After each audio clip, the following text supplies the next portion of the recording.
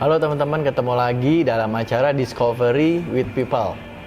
Oke teman-teman, hari ini saya mau cerita-cerita gimana cara memulai karir di bidang properti, pengalaman saya, kemudian bisa mengembangkan diri sampai akhirnya bisa expand sehingga saya punya banyak member sampai hari ini. Nah, hari ini kita mau cerita semua itu. Hari ini saya mau cerita-cerita dikit gimana sih perjalanan Discovery Property ya. Jadi memang kalau ditanya kenapa properti gitu jujur zaman dulu tuh nggak kayak zaman sekarang dengan informasi yang begitu terbuka. Saya tuh bener-bener nggak tahu tentang properti sampai ada yang namanya seminar properti gitu. Dan zaman dulu tuh harus offline ya, nggak kayak zaman sekarang. Begitu banyak sumber, YouTube juga belum ada yang menjelaskan tentang bisnis properti. Jadi waktu itu saya ikut seminarnya di satu kantor dan di situ saya mulai tertarik untuk berbisnis properti. Walaupun waktu itu saya belum punya modal. Jadi saya jalanin dulu jadi agent.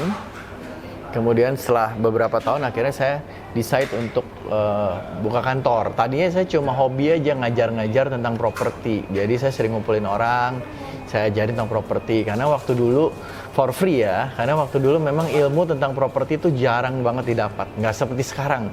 Ya, tiap detik teman-teman bisa lihat Instagram, di YouTube. Zaman dulu tuh nggak ada. Jadi ketika saya mulai terjun di properti, saya mulai enjoy ya, nikmatin, dan saya tahu oh ini tempat saya. Kayak mungkin dua ya, satu Anda menikmati, kedua juga ada yang ngatur ya. Mungkin pas timingnya pas properti juga lagi bagus waktu itu. Nah jadi setelah saya ngajar-ngajar, akhirnya lama-lama saya memutuskan untuk buka kantor sendiri. Waktu itu saya joinan sama temen saya. Jadi saya waktu itu awalnya ketemu dia di bisnis MLM. Kita gatot nih di bisnis itu, akhirnya yaudahlah mending seriusin agentnya. Akhirnya kita buka bisnis properti. Jadi awalnya juga karena keadaan yang terdesak juga, dan pas timing itu waktu itu teman saya tersebut punya project di Bali yang mau dipasarkan ya. Jadi kita fokus masarin itu dulu awalnya. Jadi dulu waktu gua bikin tim pertama gua itu jumlahnya 15 orang. Semuanya teman-teman sendiri yang udah gua kenal. Jadi gua nggak ngajak orang yang nggak gua kenal. Dan waktu itu kita belum punya kantor. Jadi gua pinjem ruangan punya temen gua setiap hari Kamis jam 10 sampai jam 12 gua pakai ruang meetingnya ya, sampai berapa bulan kemudian, mungkin 6 bulan kemudian gue baru punya kantor sendiri yang benar-benar bisa gue pakai sebagai kantor agent properti. Tantangan terbesar adalah waktu itu adalah challenge-nya ilmu tentang properti itu sangat susah didapat. Belum kayak sekarang. Nah, kedua tim-tim gue juga semuanya nggak ngerti apa-apa jadinya ya. Akhirnya challenge terbesarnya adalah gimana nge-train mereka, ngajarin mereka, dan gue sendiri juga masih belajar. Jadi orang belajar ngajarin orang belajar, dan modal nekat untuk go to the market and dapetin klien ya. Dulu bener-bener nekat, kita door knocking, kita pasang iklan, kita iklan di internet, pokoknya berani mati aja waktu dulu ya. Jadi karena bener-bener nggak punya klien, nggak punya apapun. Kapan momen gue mulai realize kalau ini bisa jadi bisnis yang besar. Jadi dulu tuh gue berpikir mungkin nggak ya gue punya omset penjualan ya, bukan komisi, 100M setahun. Dan ternyata setelah kita jalani di tahun kedua, tahun ke-1 hampir kedua lah ya, ternyata itu tercapai. Dan di situ saya realize wow, this gonna be big gitu. Dan waktu itu memang timingnya pas banget karena agent properti yang profesional yang benar-benar ngerti itu belum banyak. Ya, banyaknya agent propertinya tuh yang cuma mempertemukan pembeli dan penjual tapi nggak ngerti legal, nggak ngerti KPR, nggak ngerti pajak. Nah jadi itu waktu itu jadi peluang banget buat kita jadi agent properti yang ngerti segala macam gitu. Dan gue rasa udah akhirnya gue bikinlah sistem, bikinin training modul, bikinin semuanya, kita rapiin untuk grow. Dan visi gue waktu itu adalah mencetak investor baru. Jadi gue pengen agent-agent gue nggak cuma ngeliatin orang jual beli properti cuan, tapi mereka sendiri yang invest. Omset hari ini tertinggi dari total ya, seluruh PT-nya Discovery, jadi bukan satu PT, itu 1,4 T kita pernah cetak rekor penjualan, omsetnya segitu. Dan gimana caranya? Yang pertama memang tadi, agent Anda harus skillful, harus benar-benar ngerti. Yang kedua tahu peluang market. Waktu itu kita masuk waktu pandemi, waktu COVID itu kita booming, karena kita tahu banyak orang punya banyak duit tapi banyak orang butuh duit, dan ini kita cross matchingin ya. Dan tiga tentu saja teknologi ya, jadi kita selalu terdepan gitu. di teknologi, terutama dalam digital pemasaran. Ketika orang lain di kota saya belum pakai, saya udah pakai. Jadi kayak one step ahead ya, sehingga yang terdepan terdahulu ya harusnya ya lebih dapat hasil yang lebih baik juga. Jadi jangan mau standar ya, do something one step ahead dari orang lain gitu. Kalau orang lain udah sampai sini, saya harus lebih jauh gitu. Kayak hari ini ya saya udah mulai masuk AI nih untuk penerapan di digital marketing kita. Nah, kalau ditanya gimana memanage people-nya ya, apalagi top produsernya itu gimana memaintain mereka, jujur it's very hard gitu. Karena yang namanya top producer berarti jualannya jago ya.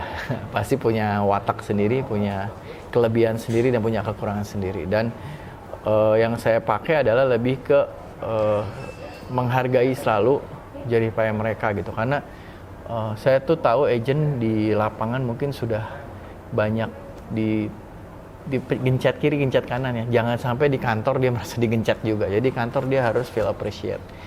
Yang kedua adalah support system yang dukung mereka ya. Saya tahu mereka semua sibuk. Jadi gimana supaya administrasi lebih mudah ya. Gimana pemasaran internet juga mereka nggak butuh banyak waktu. Makanya kita pakai kayak AI untuk input listing, untuk ngambil komisi juga mereka nggak, atau ngambil invoice mereka nggak perlu ke kantor, tinggal buka laptop, tinggal buka masuk ke website. Nah, hal seperti itu yang mendukung sehingga mereka merasa dihargai dan juga disupport. That's the hard part, you know, to make them feel appreciated and supported. Kalau ditanya pernah nggak ngalamin krisis, kita ngalamin krisis tuh 3 kali ya. Satu, waktu bunga deposito tinggi sekali ya. Saya lupa tahunnya, mungkin tahun berapa ya, mungkin 2015, masih awal-awal Discovery berdiri, itu bunga deposito tinggi sendiri. Sekarang orang nggak mau beli properti ya, mending sewa. Krisis kedua adalah COVID ya, krisis kedua COVID. Krisis ketiga ya tahun 2025, kemarin sampai hari ini lah ya, itu krisis. Tapi gimana cara ngadepinnya? Dari setiap kritis itu ada peluang. Nah, Anda harus bisa baca peluangnya. Contoh waktu COVID, saya lihat uangnya ada di mana nih? Ada di alat-alat kesehatan, ada di orang-orang yang duitnya ini takut, kan dulu gosip ya, mau dipotong 3 angka nih. Jadi dia takut, jadi harus keluarin uangnya.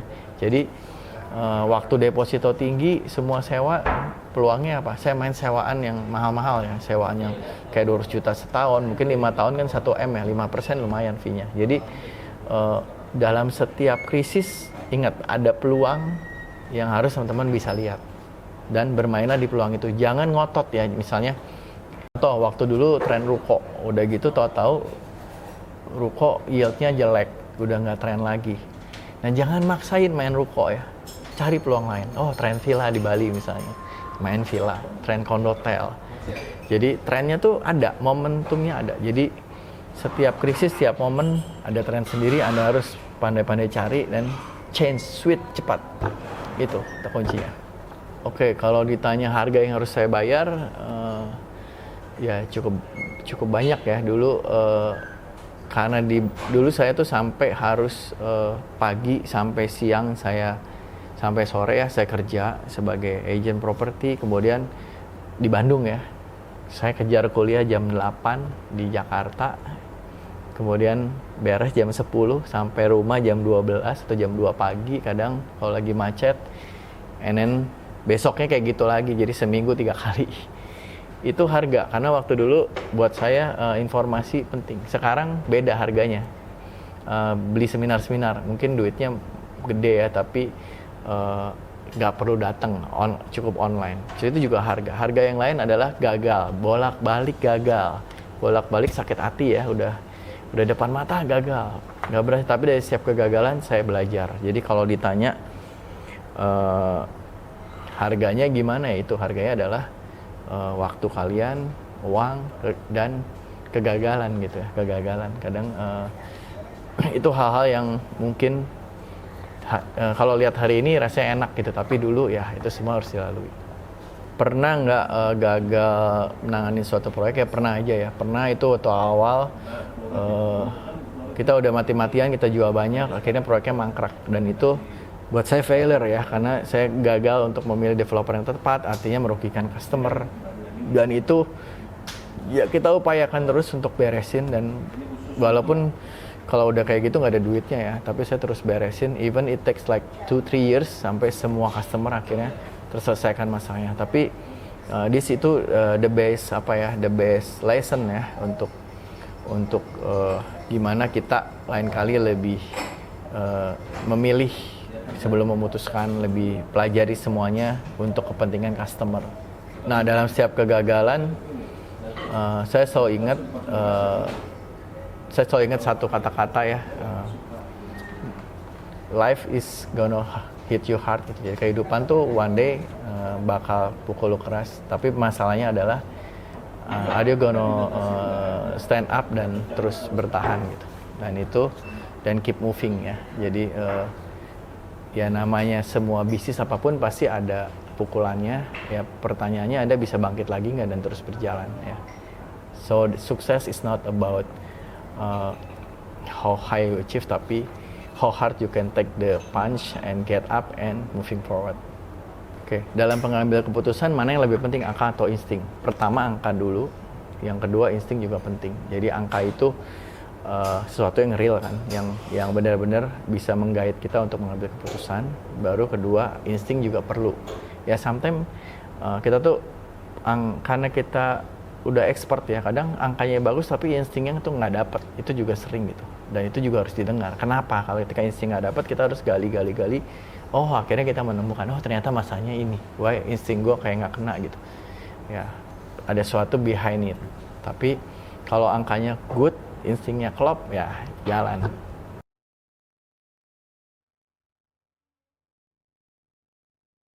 Apa puncak gunung berikutnya yang ingin dihadapi bersama tim?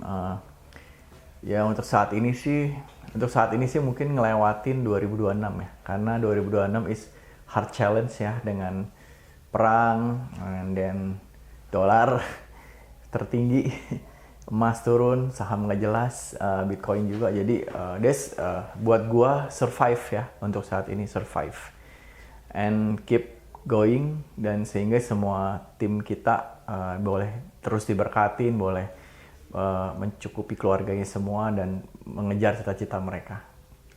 Prinsip yang ingin diingat jadi legacy adalah yang pertama, mungkin pengen banyak tim ngerasain perubahan finansial dalam kehidupan mereka. Yang mungkin dari yang nggak punya mobil, dari yang nggak punya rumah. Bahkan yang kedua adalah mencetak banyak investor properti dari agent-agent. Jadi yang awalnya agent akan jadi investor. Dan makin banyak gua cetak, akan meninggalkan legacy yang makin banyak. Golden advice-nya adalah, mungkin yang tadi gua bilang ya, hidup tuh belum tentu manjain kalian, mungkin gonna hit you hard, tapi yang paling penting adalah keep moving forward, evaluasi dan perbaiki, terus belajar dan kejar terus impianmu. Ingat, Anda nggak bekerja buat hari ini, tapi Anda bekerja buat 5 tahun ke depan. Anda mau jadi siapa? Oke, sekian untuk Discovering with People today. See you on the next video.